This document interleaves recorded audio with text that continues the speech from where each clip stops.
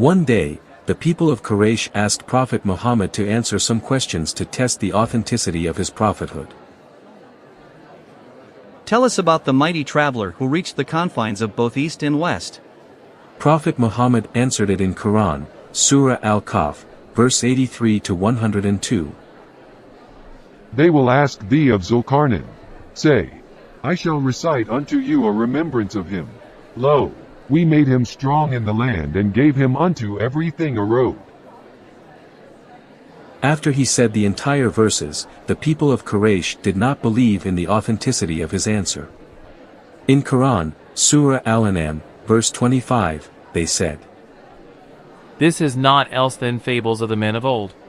So, according to the Quraysh, Muhammad's answer about the mighty traveler is nothing but a fable or a myth. Is that really true? How did they know about it? To find the answer, first, we have to know who is Zulqarnain.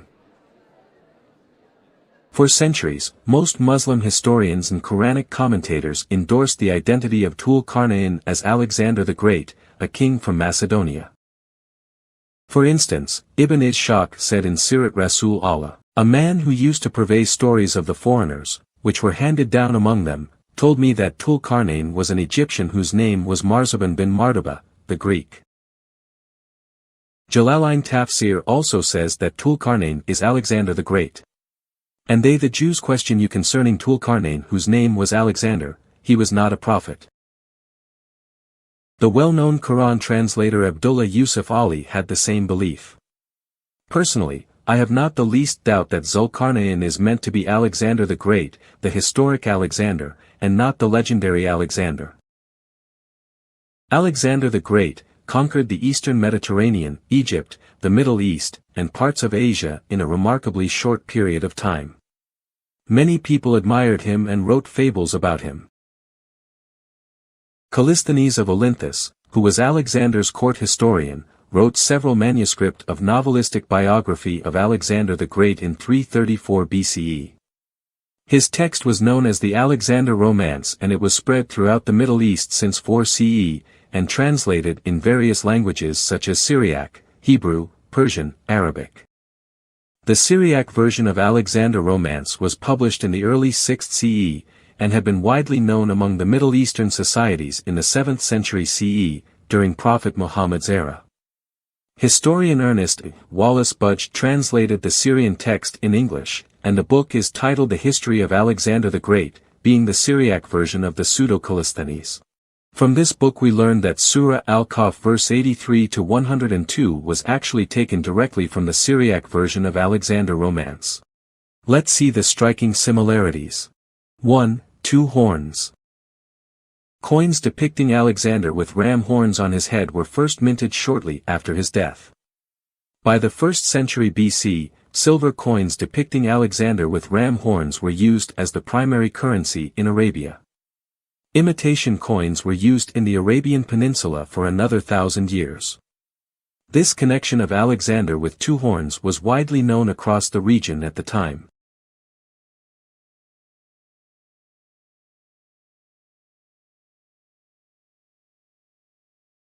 O God, Lord of kings and judges, thou who settest up kings and destroyest their power, I know in my mind that thou hast exalted me above all kings, and thou hast made me horns upon my head, wherewith I might thrust down the kingdoms of the world.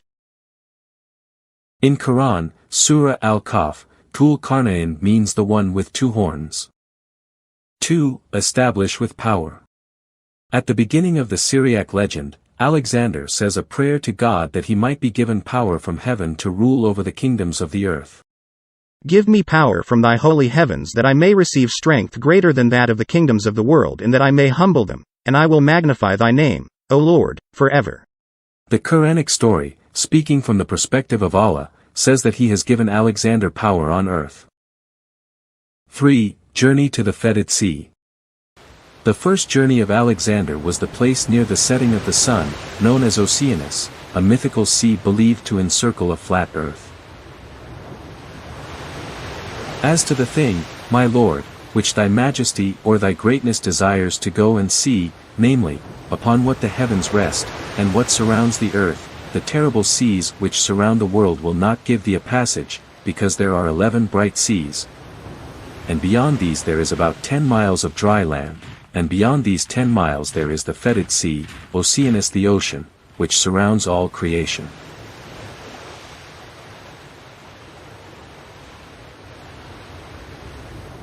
The Syriac legend mentions that the water is fetid, and the Syriac word is Saria, while Quran says the water is murky, and the Arab word is Hamiyeh. Both Saria and Hamiyeh are synonym. This similarity is mentioned in Sirat Rasul Allah, page 12, in which Ibn Ishaq quoted a poem that says the pool of mud and fetid slime. 4. Punishment of wrongdoers. The Syriac legend explains that Alexander asked for criminals to be sent to the shore of the fetid sea to test a rumor that anyone who approaches the sea dies. And Alexander and his troops encamped, and he sent and called to him the governor who was in the camp, and said to him, Are there any men here guilty of death? We have 37 men in bonds who are guilty of death. Bring hither those evil doers. And they brought them, and the king commanded them and said, Go ye to the shore of the fetid sea, and hammer in stakes that ships may be tied thereto, and prepare everything needful for a force about to cross the sea. And the men went, and came to the shore of the sea. Now Alexander thought within himself, If it be true as they say, that everyone who comes near the fetid sea dies, it is better that these who are guilty of death should die. And when they had gone, and had arrived at the shore of the sea, they died instantly.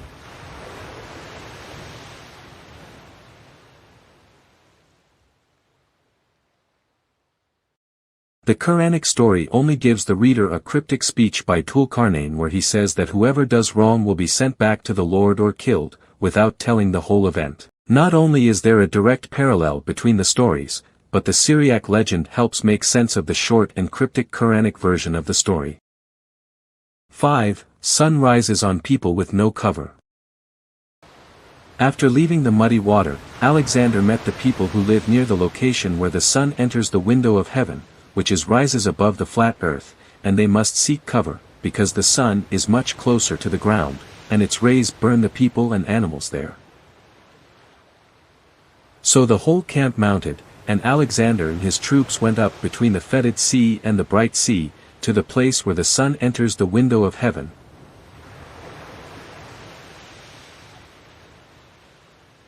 For the sun is the servant of the Lord, and neither by night nor by day does he cease from his traveling.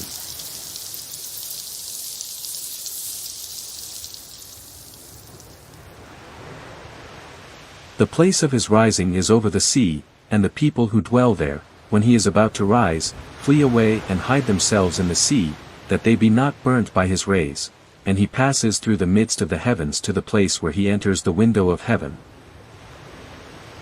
And wherever he passes there are terrible mountains, and those who dwell there have caves hollowed out in the rocks, and as soon as they see the sun passing over them, men and birds flee away from before him and hide in the caves. For rocks are rent by his blazing heat and fall down, and whether they be men or beasts, as soon as the stones touch them they are consumed.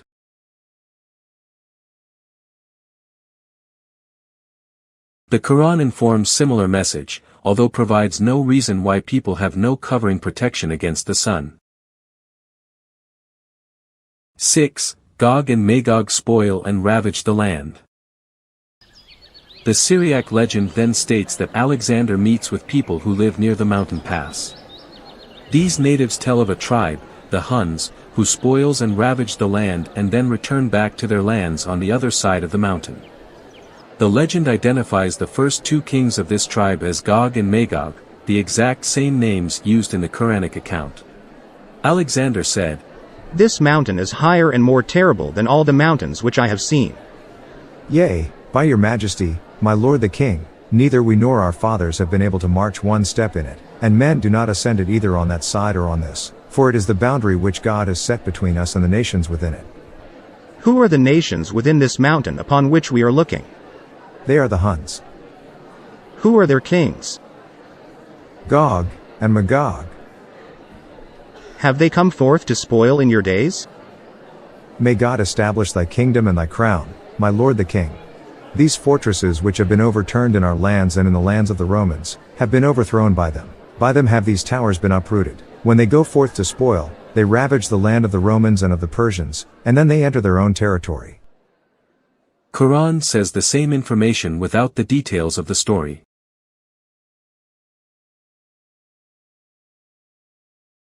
Seven. Build a barrier. After speaking with the people about Gog and Magog, Alexander says he will build a barrier, such as a wall or a dam, between the people and the tribes that harass them.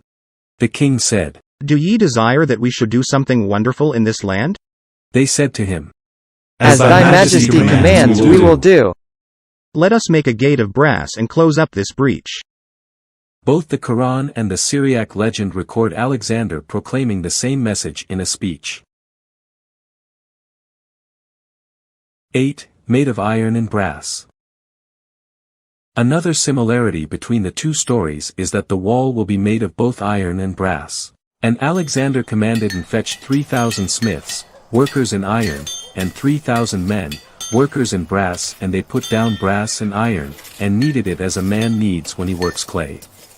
Then they brought it and made a gate, the length of which was 12 cubits and its breadth 8 cubits. And he made a lower threshold from mountain to mountain, the length of which was 12 cubits. Here the Quranic translators use different words for the second metal: lead, Yusuf Ali, copper, picthal, brass, shakir, but the connection with the Syriac legend is apparent. 9. Cannot be breached. After constructing the barrier, the Syriac legend says that it is very difficult to penetrate and the Huns will not be able to dig under it. He fixed the gate and the bolts, and he placed nails of iron and beat them down one by the other, so that if the Huns came and dug out the rock which was under the threshold of iron, even if footmen were able to pass through, a horse with its rider would be unable to pass, so long as the gate that was hammered down with bolts stood. A similar phrase is used in the Quran to convey that the barrier is very difficult to pass. 10. Destroyed at the end of times. The Syriac legend ends the story with a prophetic prediction of the wall being destroyed and the tribes of Gog and Magog surging and destroying everything in their path. This event will occur when the nations have been gathered together at the end of times. And the Lord will gather together the kings and their hosts which are within this mountain, and they shall all be assembled at his beck, and shall come with their spears and swords, and shall stand behind the gate, and shall look up to the heavens, and shall call upon the name of the Lord, saying, O Lord, open to us this gate. And the Lord shall send his sign from heaven, and a voice shall call on this gate, and it shall be destroyed and fall at the beck of the Lord, and it shall not be opened by the key which I have made for it.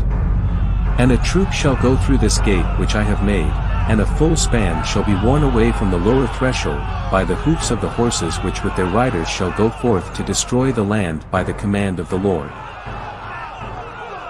The Quran also ends the story with a similar prophecy. Van Bladel in his essay titled The Alexander Legend in the Quran, Surah Al-Kahf, verse 83 to 102, sums up the relation between the Quran and the Syriac legend. Thus, quite strikingly, almost every element of this short Quranic tale finds a more explicit and detailed counterpart in the Syriac Alexander legend. In both texts the related events are given in precisely the same order. As it is, the correspondences shown earlier are still so exact that it is obvious in comparison that the two texts are at least connected very closely. They relate the same story in precisely the same order of events using many of the same particular details.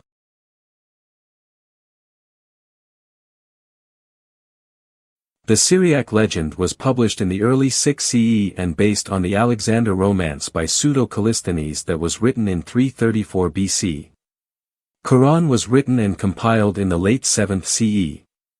This proves beyond any doubt that the Syriac legend is a direct source for the Al-Qarnayn story. In Quran, Surah Yusuf, verse 2, and Surah Ar-Ra'd verse 37, also Surah Fussilat, verse 41, Allah said that he himself wrote the Quran in heaven.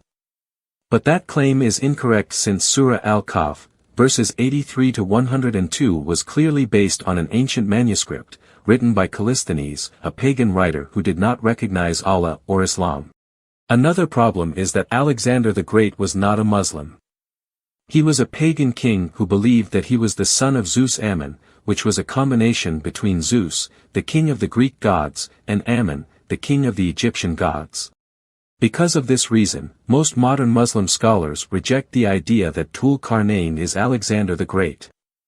The most prominent alternative theory is that Tul-Qarnayn was Cyrus the Great of Persia. Supporters of the Cyrus theory claim he followed Zoroastrianism, which they also claim is monotheistic.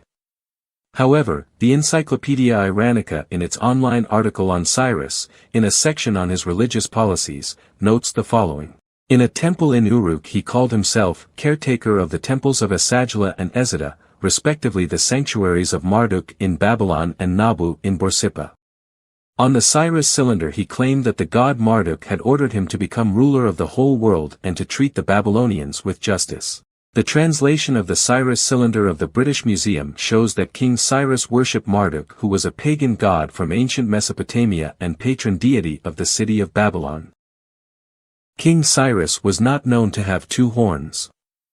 There was no story about King Cyrus went to the place of rising sun, or had anything to do with Gog and Magog, or ever built metal wall between mountains. When we compare this to the legendary version of Alexander, we have complete evidence that the legendary Alexander is the person identified as Tul-Qarnayn in the Quran and not Cyrus. The story of Tul-Qarnayn in the Quran is taken from the Syriac version of Alexander romance. This causes some theological consequences that are difficult to explain. For instance, who exactly is Tul-Qarnayn if he isn't Alexander the Great or King Cyrus? Where is the fetid sea that he visited to see the sunrise? Where is the giant metal wall that he built? Where are the people of Gog and Magog nowadays? It may be easier to answer all of these questions if one understands that the story is just a myth of ancient society, just like what the Quraysh said in Quran, Surah Al-An'am, verse 25. This is nothing else than fables of the ancient people.